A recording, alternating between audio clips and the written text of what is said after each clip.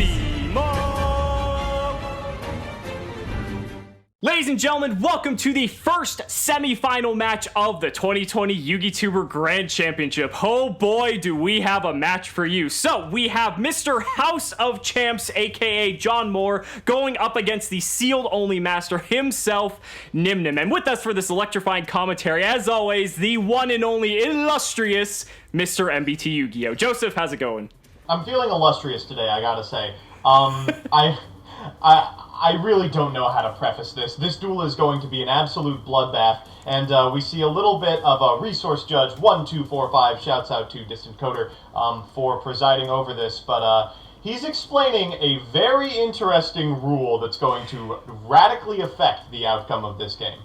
Absolutely. So for people who are unfamiliar with the YugiTuber Grand Championship, every round of play we did a different deck building stipulation. This round for the semifinals, we had to do 60 card Highlanders. For every card in both players' main, extra, and side deck had to be a one of, but one of the big things that makes this different from any other type of tournament, and you'll see that Distant Coder's explaining the rules in the chat as we explain this, is that we are doing the Pegasus challenge. So every standby phase, we are going to see a card effect be declared by Distant Coder, Research Judge 1245, and that is going to immediately affect both players. So for instance, if like Dark Hole gets declared, all monsters on the field are destroyed. Like if they have protection from destruction, they won't be, but nonetheless, it basically is an unchainable, unreactable effect, spell speed 4 if you want to call it that, and this is going to be complete and utter chaos. Looks like House of Champs did win the die roll. I'm not sure how much that's really going to play into it,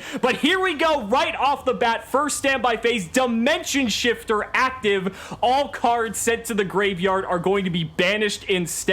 That is already a very impactful start to this game. Well, at least Coder had the good faith to do it on the first turn when Dimension Shifter would have been life. Theoretically, it's something that both players could have planned around, but there's only so much planning you can do around what Pegasus demands. So I love this, that House of Champs actually has Inspector Border in his main deck, just for situations like this where he has to play a bit of a slower game, and we see here that he's just going to do this and pass. Border is a very strong card in and of its own right, and, you know, it might be enough to just, you know, maybe fend off anything Gage has depending on what card activates during his turn. We'll just have to see, but it looks like now we're going to have an effect that will be applied during the battle phase. This is something that Distant Coder didn't want to immediately reveal, because depending on what the effect is, it could determine whether or not you even go to battle phase. So you will know that in the battle phase, that effect will be applied. We'll see if that comes up a little bit later. Trade-in on Do King Balderdrock here is going to be active. Honestly, never seen Balderdrock traded in before in my life, but, you know, first time for everything, I suppose. I do like Nyhmnim's deck. If he's playing a significant amount of cards that are just generally good on their own, Balderdrock is just about the most singularly impactful card in the game. Theoretically, someone over the course of this game will activate a field spell, and by avoiding the battle phase, he also avoids any potential downsides that Coder had. So Nyhmnim opting not to go to battle phase here, dodging any effect, but now we see Creature Swap is going to be active. That does apply to monsters that are face down, so House of Champs is going to lose his Inspector Border here. We're going to see how he's going to deal with this Lightning Storm coming down. He doesn't control any face-up cards, so thank you, Nyhmnim, for that. So that's going to clear John's own border, and here comes Tuning. Oh, no. I mean, this is just the end of the game. It should be. The entire Jet Synchron combo basically is comprised of all one-ofs, and so if Nyhmnim doesn't have a response to this, this could just be game one right here. Mizuki, the set card, I mean, that's really going to do nothing except be fodder for a Halka Fibrax, and I think we're going to see it now. Hulk will be activated. Ideally, we'll get a 0/0/1 from deck, but Effect Veiler will put a stop to that shenanigan. You know, it's got to be nice when you draw the Effect Veiler in your 60-card deck, right? They always seem to have it. So now John's in a bit of a pickle here. I mean, again, he's not out of it. 7-colored fish? Oh, yeah. So chat built some of John's deck. For what it's worth, House of Champs has a Twitch stream, and I would imagine that 7-colored fish was not in the deck before they got their hands on it. Okay, so it looks like he's going to bring back the Jet Synchron, then link off the Howly Fibrax and the Jet Synchron for a copy of Predaplant, Verte, Anaconda. We're going to see if this resolves. So we're going to send a copy of Neos Fusion here, and it looks like we are off to the races. This is going to be a huge amount of damage here coming down from House of Champs. Granted, you're not using the effect of Rainbow Neos. Does that really matter? I'm already loving this game already. For sure. Rainbow Neos, of course, we have seen a lot in recent commentary. It's snuck its way into a lot of invoked builds as a payoff for Predaplant, Verte, Anaconda. But even though you can't use its effect to wipe the board, you can use its effect to shuffle the graveyard back into the deck, and that's very important against something like a Baylordrock, especially with Imazuki in the graveyard. This will put Nym at an unbelievable disadvantage. It's not like Rainbow Neos is unbeatable, but it certainly looks quite bad from here. Now, it definitely does come at the disadvantage of House of Champs milling his only copy of Ash Blossom, so that is unfortunate. Players are just clarifying what does get shuffled back here. But it looks like we're going to see on end phase a copy of Gizmek come down. You don't really got to worry about that banish cost when you have a 60-card deck. But that could provide to be good for not only spot removal, but also just being good link fodder here for whatever Nyhmnim decides to do. 6 cents! What? All right, roll that dice. Okay, so this is going to be crazy. Both players do get to resolve this. So both players are going to call 5-6. For people who don't know, you see right there that our resource judge has declared the effect in the chat here. Looks like Nyhmnim is going to roll a 3, so unfortunately has to mill 3 cards from the top of his deck. And it looks like we're going to see now House of Champs roll his. He gets a 4, so neither player is going to get an obscene amount of card advantage here, but that could have been an absolute turn of events for either player. You're seeing why 6 cents was just an absolutely miserably bad idea to ever bring to the TCG. Even though it milled both players, from this position, Nim's got access to Damage Juggler, he's got access to Tempest in the graveyard. It's actually pretty strong, and that will feed a DD Crow. I mean, wow. So we see House of Champs using the DD Crow in the standby phase to block this Damage Juggler from getting any sort of advantage for Nyhmnim here, but he has the Mathematician normal summon, which he might regret using that DD Crow now, because now we can just pretty much go off from here. We're going to summon this Jet Synchron, and now we're going to see a Needle Fiber combo from Nyhmnim himself, and just like that, Nyhmnim might be able to turn this game around. Do like that the 001 was not in any of the banished cards in your singleton deck with the Gizmek activation. Oh well, no big deal. From here we can go into Auroradon, get back the 001, and pop all the way off. Well, we're going to go into Link Cross first. We got to make a pit stop there and make sure that we get our Link Cross tokens, Joseph. Can't get too ahead of ourselves here. Let's draw some cards for Formula Synchron on the way. For those of you unfamiliar with the Link Cross portion of this combo, it's functionally identical to just linking into Auroradon. It just draws you a couple of cards in the process, and a lot of times that's good enough. Melody of Awakening Dragon is going to be the activated card afterwards. Ooh, pitching a really sweet target. What is that? That is Darkest Diabolos. Yes, wow. So we might be seeing some Darkest Diabolos action a little bit later on, but we're going to search a copy of not only Chaos Dragon Levineer, but also Arch Nemesis Echatos. I probably butchered the pronunciation on that, but that card is so strong. Yeah, this card is so dangerous, and in a format like this, I mean, who knows? Anything is possible. Looks like Nyhmnim's just going ahead and fixing his current board here, but we're going to go for a copy of Barricade Borg Blocker, and that's going to go ahead and give us the fodder needed for a copy of Auroradon, as you alluded to earlier. That's going to give us our 3 Mecha Phantom Beast tokens, and our Despot 001 is going to return to the field as well. Joseph, I thought we weren't playing Eldritch Synchro format. Yeah, well, it turns out pretty much any deck can make Auroradon, and splashing for that 001 is no big deal. That's enough stars to make Borreload Savage Dragon. That's going to equip a Crystron Halqifibrax. It looks like it's very possible that Dawn actually doesn't have the availability of an O-Lion in deck. We're using Dawn's 1 effect in order to pop this copy of Rainbow Neos and remove this copy of Neos Fusion from the graveyard. Well, I mean, it's not terrible. If you have a removal spell, you no longer have to worry about it. We're going to banish the monsters from the graveyard to go for Iactos, and that's going to trigger the Shiranui Spirit Master and destroy the Rainbow Neos once and for all. This looks like the end of the game.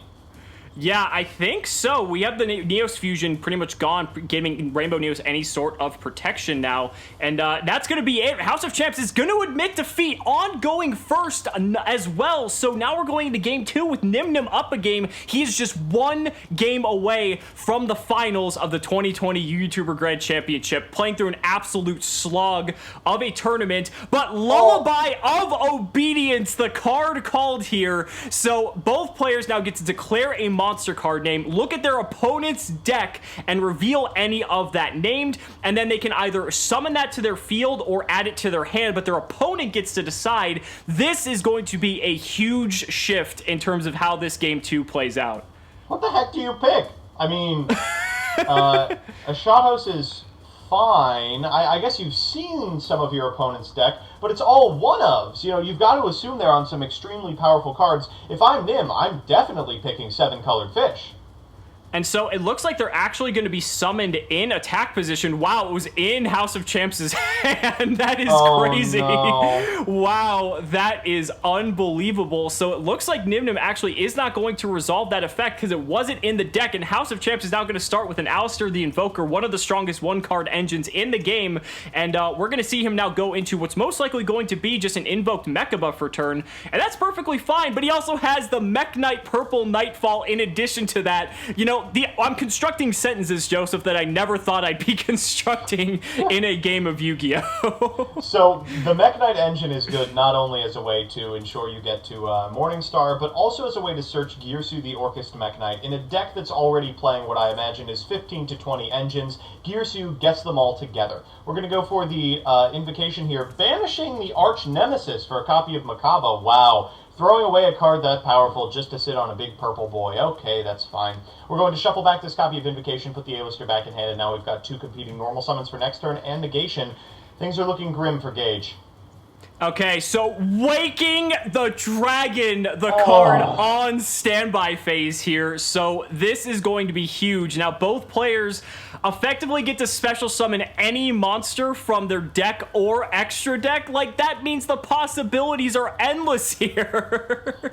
This is hard. If House of Champs is on something like Vanity's Fiend, oh no, it's simultaneous summons. Oh, I was getting my last turn math out.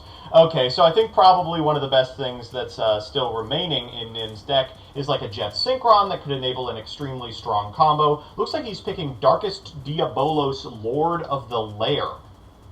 Yeah, and also keep in mind, too, that with Waking the Dragon, it also ignores, like, summoning conditions or anything like that, so they have a lot of freedom in terms of what they want to grab here. It looks like... Oh, actually, no.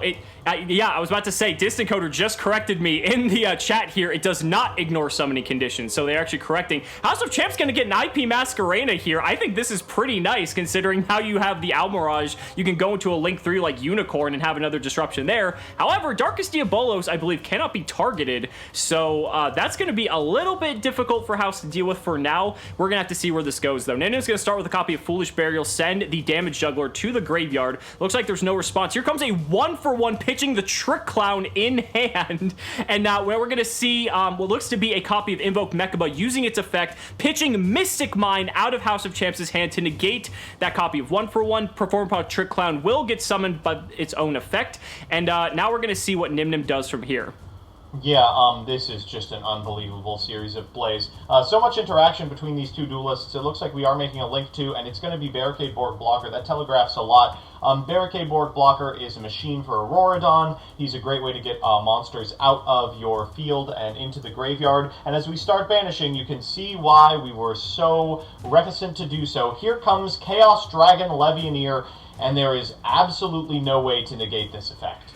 There's no way to negate it, but House of Champs can respond with IP Masquerena. Now, the problem here is that, you know, anything that Masquerena does will have to be, if there's like any sort of on-summon effect, it will be after the Levianeer already resolves. So, there is that, but we're going to have to see what he does here. He is going to go ahead and use that effect. He's going to get rid of everything, it looks like, and he's going to invest into a Mech Knight Crusadia Avramax. That's definitely a good one. That's frustrating.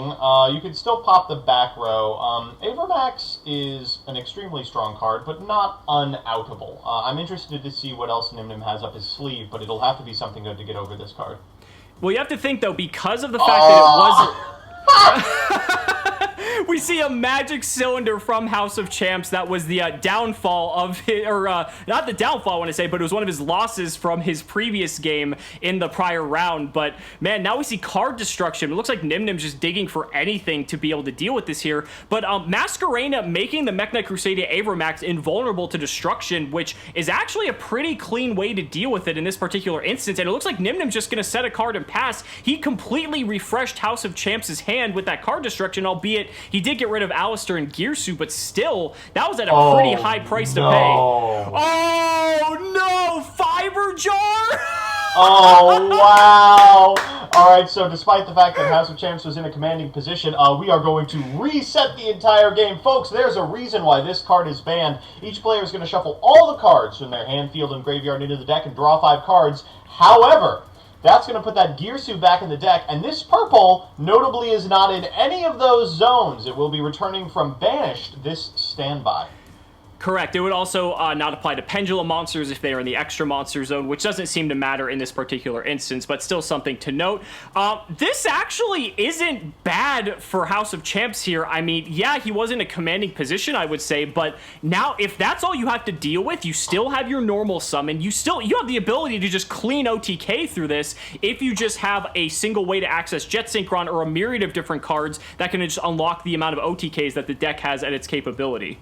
One of the problems with Fiber Jar is that, despite the fact that it's an impressively powerful card, usually you're attacking into it, and the reason it likely wouldn't even see play if it was legal is your opponent will get first crack at a refreshed hand. You're going to see just how devastating that can be here. House of Champs leading with a copy of Miscellaneous Source to get an Animadorned Archosaur, or a Jurak Iolo, I suppose. Then normal summoning a copy of 001, I imagine, for a House of Fibrax. Right, yeah, so this effectively could just get us to exactly where we need to go. This should be able to, in tandem with the Mech Knight Purple Nightfall, we're going to see a copy of O-Line get summoned off this Halki Fibrax. This should be able to amass lethal unless Nyhmnim has any sort of response to this, but I believe this should be more than enough to finish the game.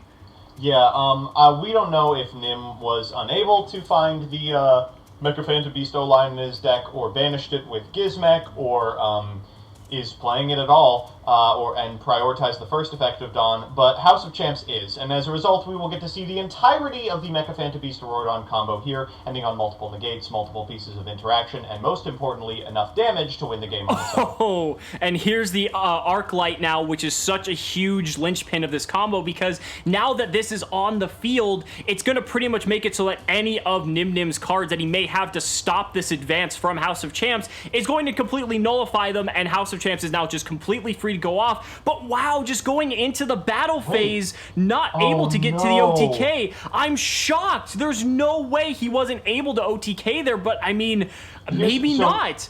Here's what happened. They used the effect of Halka Fibrax to get an O-Line, but unfortunately, since you're only afforded one O-Lion, they weren't able to get it out of the deck with Auroradon. There was no other target. No. Now, I love this. House of Champs on main phase 2 using Ledger of Ledgerman.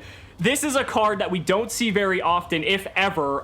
It's so cool. You banish 3 cards from your deck face down. During your third standby phase, you add all 3 of those cards to your hand. A very, very slow card, but still a card that can be very powerful if Yu-Gi-Oh! Were ever to slow down immensely and go back to like the 2003 days. But here we go now. It looks like on standby phase, we are activating Furin Kazan, which is a very, very old card that says apply one of these effects. Destroy all monsters your opponent controls. Destroy all spell and trap cards your opponent controls, discard 2 random cards from your opponent's hand, draw 2 cards. Each player picks 1. So it looks like House of Champs is going to force Nyhmnim to discard 2 cards, and Nyhmnim is going to opt to destroy all the cards on House of Champs' board. Now, if you thought this was unfair, that Nym was just getting a second chance at a game that he was completely locked out of, let me remind you that last turn, Fiber Jar activated. I don't think fairness is really the name of the game here. 4 cards should be enough to accomplish something, but Nym's only at 2,400 life points, has to get through 8,000 of House of Champs, and I would not be surprised to see a significant amount of interaction from the hand of House of Champs, given the fact that we saw so many hand traps game 1. Now, it's funny, one of the upsides of the Furin Kazan activation was the fact that since House made Nyhmnim discard 2 cards at random, one of them happened to be Danger Mothman, and Disencoder is ruling that Mothman was discarded by a card effect, so now we're going to see Mothman resolve. Both players draw a card and discard a card. Nyhmnim discarding the Chupacabra in his hand to bring back that Mothman, and here comes a copy of Mathematician that's immediately going to get met with Ash Blossom and Joyous Spring. This is just punch after counter punch after counter punch. Neither one of these players can just seem to make any sort of headway, but I think that is what is so awesome to see about the Pegasus challenge here, is these players are not only fighting against each other, but they're fighting against unknown forces that are going to basically determine whether or not this game goes in their favor. Nyhmnim, with no cards in hand, is going to draw blindly into Allure of Darkness. He does get a Necroworld Banshee, so he does get to keep that 1 card in his hand, and it's a copy of Dark World Dealings, which he's going to blindly fire off, mill the impermanence off the top of his deck. John is going to go ahead and discard a copy of Tuning. We're going to see where he goes from here. Okay, so a Link 3 would be particularly powerful. We don't know what's in Nim's extra deck, maybe a Baguska or something. We've got 2 4s on field. Just going to battle phase is pretty bad news. That purple's coming back and it challenges everything on the board, plus enabling extremely powerful setups with Lil Ding. We're going to go into Barricade Borg Blocker afterwards and trigger the effect of Wyvern. That's going to get Black Dragon Collapse Serpent to hand. And then I think afterwards we'll summon it. Oh, but just a pass. Yikes. That is probably not good enough. Okay, so now we see Card of Sanctity being resolved for the Pegasus Challenge. Both players draw until they are holding 6 cards. We are going by the anime effect, not the normal Card of Sanctity effect, which is actually terrible. But now here we go. Both players with their hands refreshed. This definitely helped Nyhmnim more than House of Champs. So it still helped House of Champs to a degree, I would say. But man, talk about the unfortunate... You gotta feel bad if you're House of Champs at this point. I don't know if I feel bad at all. My opponent ended on an extremely weak board, and I got to draw 3 cards in my standby phase. What's the anime text on Card of Sanctity? Do you have to discard them after 6 turns or something ridiculous? No, you're thinking the anime effect of Card of Demise. Card of Sanctity just says both players draw until they have 6 cards. That's it. Oh, very fair, very fair. We're going to special summon a Blue Sky to the zone that was just set up from this Mathematician. That'll add any Mech Knight to the hand, and Indigo Eclipse is a fantastic one. Oh, and Raigeki is just going to take out the Mathematician and the Barricade Board Blocker, and Nyhmnim concedes. We're going to Game 3. I cannot believe that he scooped on the sight of a Raigeki, but Nyhmnim's life points were already low enough. Maybe he just didn't have anything else. Well. House of Champs saying he almost punted 3 ways after the Fiber. Omega tilts. Well, for what it's worth, I would be tilting if I had to contend with Fiber Jar as well. Man. The name of the game now is Needle Fiber, and we'll see if House can set it up Game 1. Okay, so now for the Pegasus rule, Mind Crush on standby phase. So you get to call a card, and if you call it right, your opponent discards it. Call it wrong, you discard a random card from your hand. I don't think they're going to be sharing hand knowledge. Potentially, we'll have to see if they do or not. But it doesn't look like they're going to be... Oh, okay, it looks like House of Chance is saying, don't look at my stream, because he was streaming this live. Nyhmnim is going to call Infinite Impermanence. And it looks like they're going to just take it at gentleman's agreement. They're not going to reveal if they have it, which is pretty much how it would be in a regular tournament. So here we go. We're going to see who resolves it first here.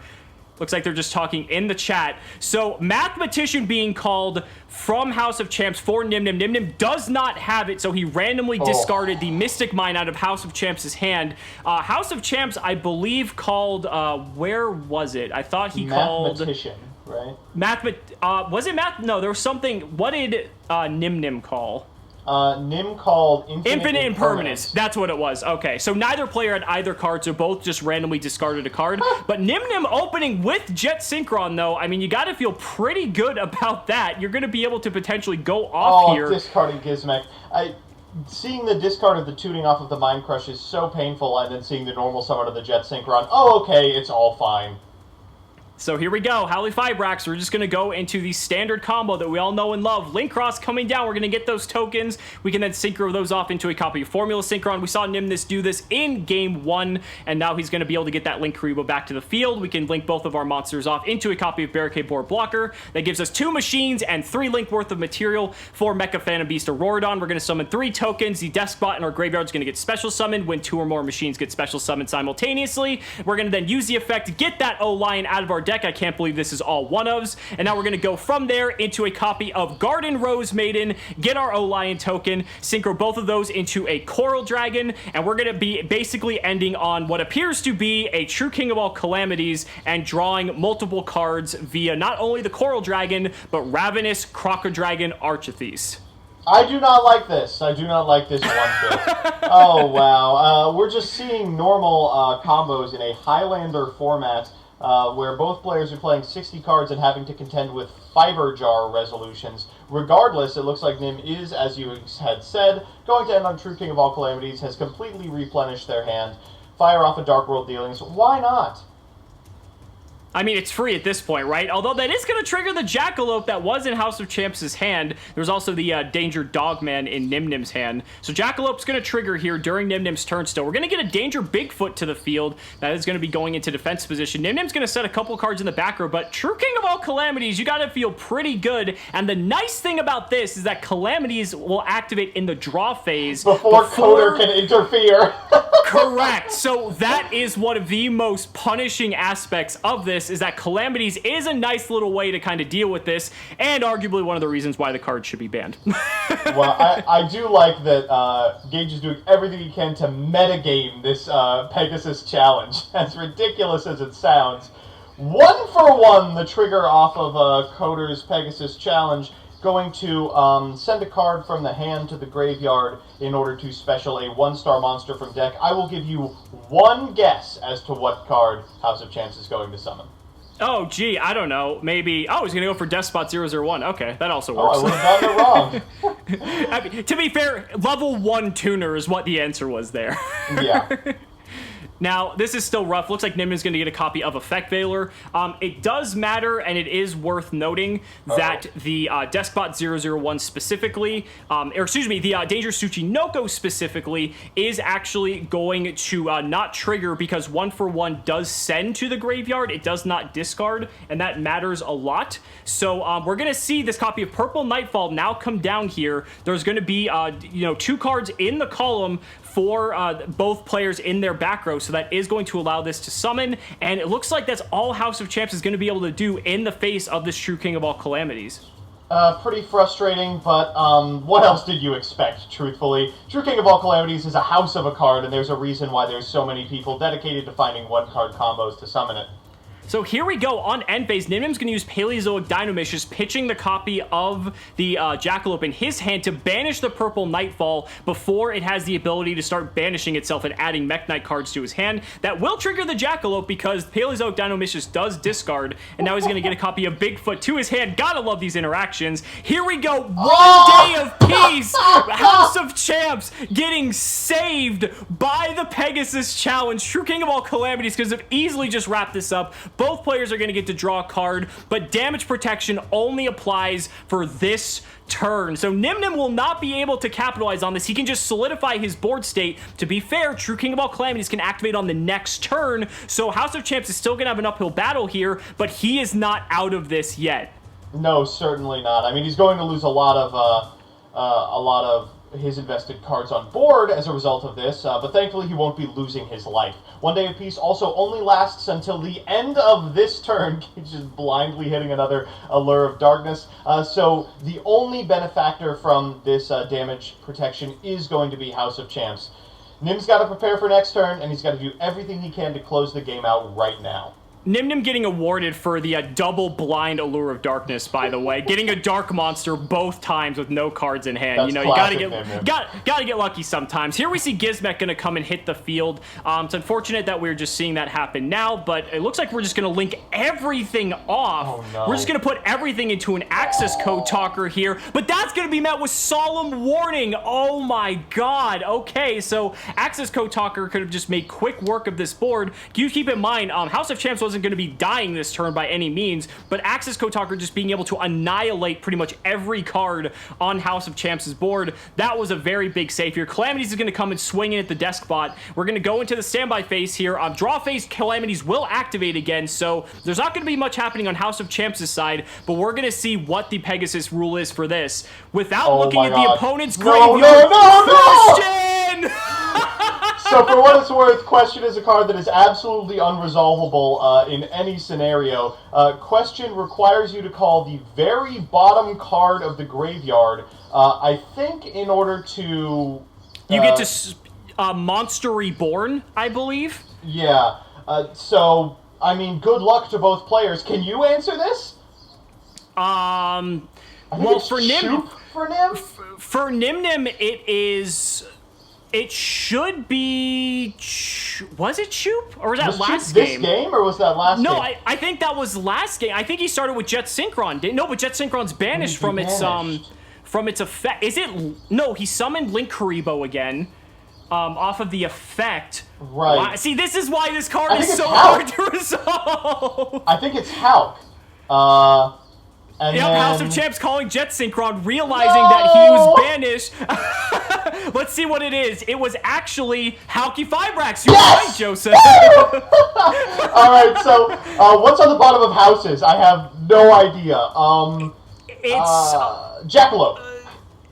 It is Jackalope because he summoned the Bigfoot. You're right. I like how Nyhmnim called 7-colored fish, but yes, Jackalope. Yes!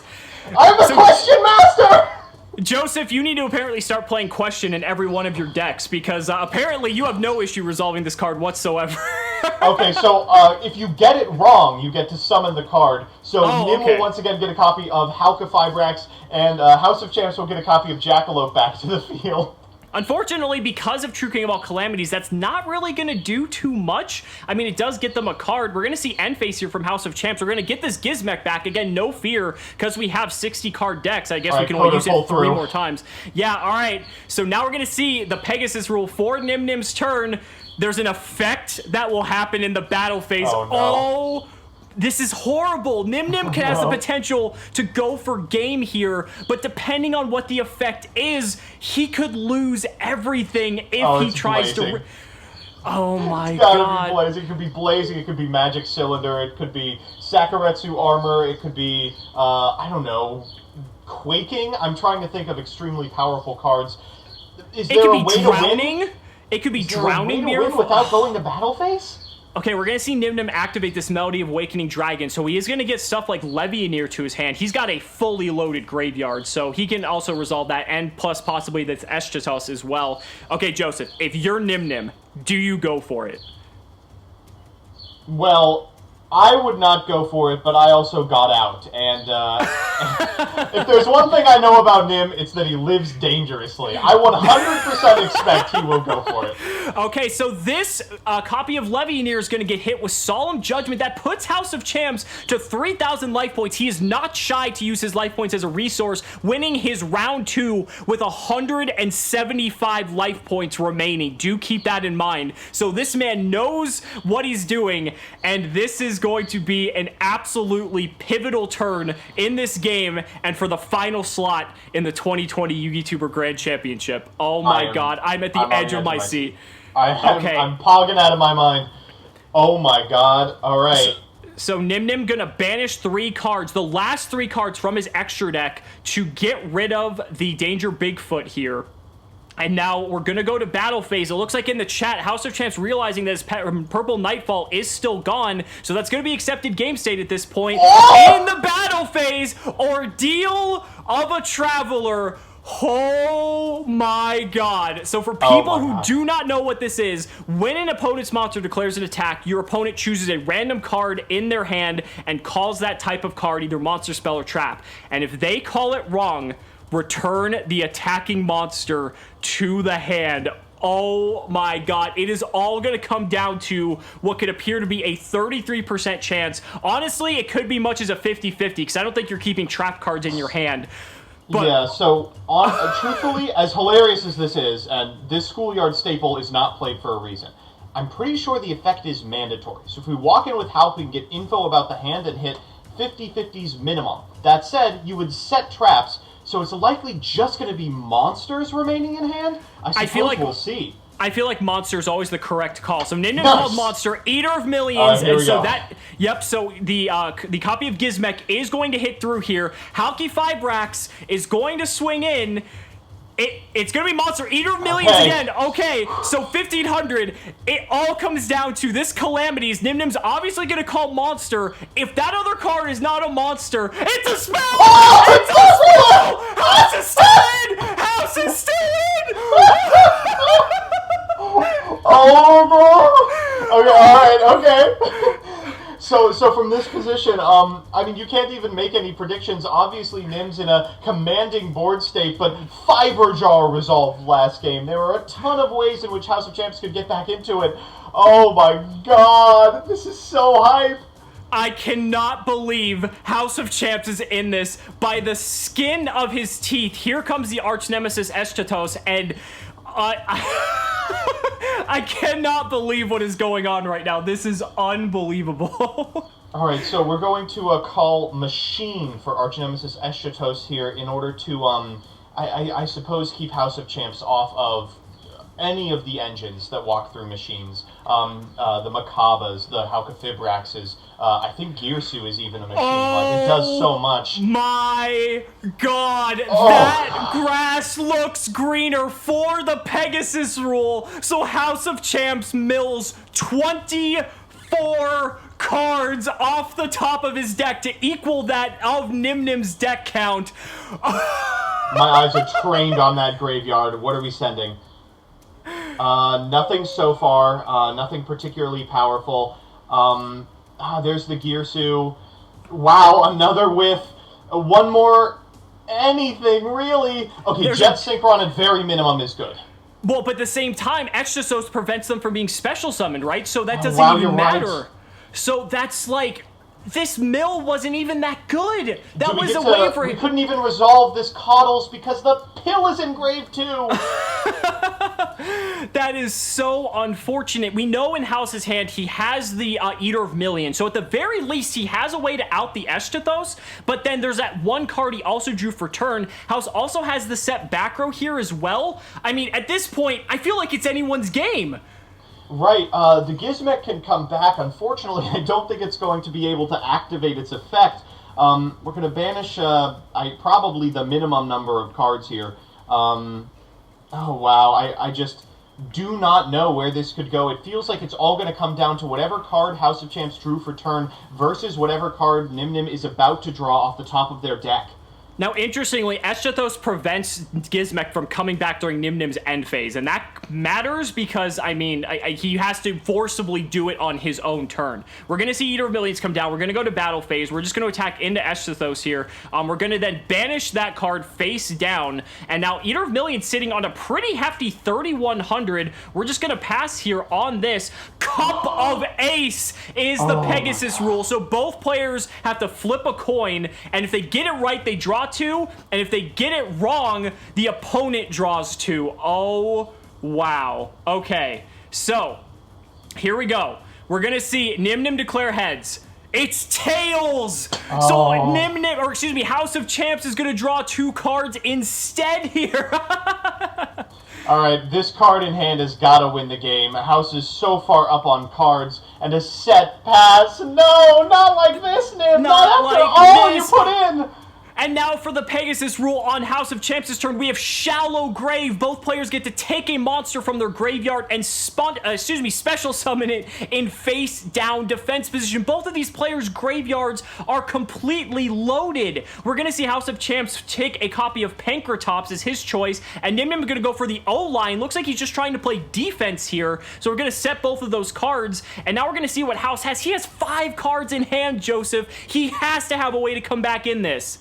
I mean, I would be hard-pressed to see Gage winning this game. It just doesn't look like it's in the cards. Walking into that set card, banishing it face down, this Eater of Millions, even if it didn't have the removal, it's a 3,200 attack point monster. What's the call? Are you kidding me? Are you kidding me? Wow. Okay, so House of Champs opted to play it safe last turn because he just wanted to make sure that he can just maintain his presence. He's only on 1,500 life points, but this has to be one of the worst times for a card like Painful Choice to resolve. It resolves for both players, so it looks like we're going to see... Oh my god. So now we're going to see both players banishing 5 cards here. One of them is going to be picked to get added to both players' hands from their opponent, and the other 4 are going to be sent to the graveyard. So oh my god, no this dangers is so will insane trigger. For Nym. House of Champs is on cards like Dangers that don't trigger when they're sent off of something like Painful Choice. Nym is on Baylor Drock and Gozuki and Necro World Banshee. It's gifted Nym the entire Zombie World half of his deck. So House of Champs put the Baylor Drock in Nyhmnim's hand. Nyhmnim put the Gizmek in House of Champs' hand. Gizmek can be activated from the hand, so at the very least, if House of Champs does need some sort of defense, he has the capability to get there. We're going to see Necroworld Banshee get banished from that Painful Choice, get a copy of Zombie World to the field. Now, Zombie World's going to come down. We're going to banish Gozuki, and Summon Limit is going to get flipped here to deny Nyhmnim from advancing his turn anymore. Honestly, Summon Limit might be one of the equalizers here that House of Champs needed to not lose this game. I mean, it's still pretty good. They're talking real quick about if they're able to do it. Oh no, Gozuki triggers when it's sent to the graveyard, and unfortunately, Baylor Drock wasn't in hand at that position, I don't believe. Regardless, the summon limit is going to complicate this turn immensely. We're going to fire off a Monster Reborn on Coral. Oh, wow. I mean, maybe that's a way to get rid of Eater of Millions. I mean, Coral Dragon's a good one. He can pitch this Baylor Drock, get it into the graveyard, destroy the Eater. We're going to see Effect Failure, though, come down on the Coral Dragon, so that Eater's not going to be going anywhere. We're going to go to Battle Phase. Coral's going to attempt to swing over. Blazing Mirror Force was the set from House of Champs. That's going to... 300. Again, we've seen House of Champs playing with his dangerously low life total in the past, so it's like, I want to say he's just like playing with fire here, but he's done it before. he lives in the fire. We're Gizmecking at end step, and this feels like the turning point. They're going to draw for turn in standby. They're going to activate the... Oh, no. Exchange of the Spirit! What? Oh, no! This is so big because since this resolves before each player is swapping their graveyard with their deck, that means that Baylor Drock's no longer going to be in the graveyard. It's not going to trigger during the standby phase since this effect resolves first before any of the other effects can. Oh my gosh, what a lifesaver for House of Champs. Resolving this is going to be a disaster, by the way. I have no idea how you do this on Dueling Book. I don't either. I mean, you pretty much just have to... this is... I don't envy these guys at all. Play, yeah. Yeah, to be fair, I will say what the nicest part about Dueling Book is that we can do stuff like this. I mean, normally, you know, if you're constrained by the physical limitations of whatever, like, simulator you're playing in, you can't, but we would not be seeing this absolute glorious match had it not been for this. This is incredible. I cannot believe that we're this close to having a finalist, and both these players are fighting for their tournament life right now. I can't imagine what you would want to see in the graveyard if you are Gage right now. I mean, you've lost all of your zombies. You have, what, 7 cards remaining in deck? I guess some Shiranuis wouldn't hurt, but, oh man, this is devastating. No access to Baylor Drock. It's just lights out for so much of the resources that you've put in. Oh, wow. And then also not to mention Nyhmnim's Gizmek goes back to his deck. So that also means that any sort of battle protection that he would have there also gets diminished. So the fact that House already had his Gizmek in hand to prevent that, I mean, that is just, granted he summoned it to the field, but still, nonetheless, I mean, this definitely seemed like it worked in House of Champs' favor, definitely more than it did Nyhmnim's. Oh, sure. From here, we're going to put everything back into the graveyard. That is above the Banshee. I see a lefty driver. That could potentially be good if there's a righty driver still in deck. House of Champs now has the requisite cards in deck to fire off this Pot of Desires. Fantastic. You know, it was planned, right? Yeah. All part of the plan. Oh, this is insane. So now he gets to go Oviraptor, and if he still has an Ultimate Conductor Tyranno in Grave, could this be the end of the game? We get to send a copy of Animadorned Archosaur. Looks like we're adding it to the hand. Oh, okay. But all of those cards that we milled earlier, the Coddles, the Pill, they're all back in the deck. And as a result, this half of the engine is all of a sudden back live. I think this is game! By 50 life points! No way! Oh, no! No way! Oh, no! Off of the back of Exchange of the Spirit, House of Champs just winning by 50 life points with only 300 left. He is your first 2020 YGC finalist. What an incredible game. Oh my god. Amazing shouts out to Coder. This was a format that could never have been played in paper, and I'm so glad we got to cast a match of it. Wow! Guys, thank you so much for watching the video, and guess what, Joseph? We still have one more match. Oh, man. There's no way it can hold a candle to this one, but I'm excited to see it regardless. Thank you so much for watching the video, and we'll see you in the next match.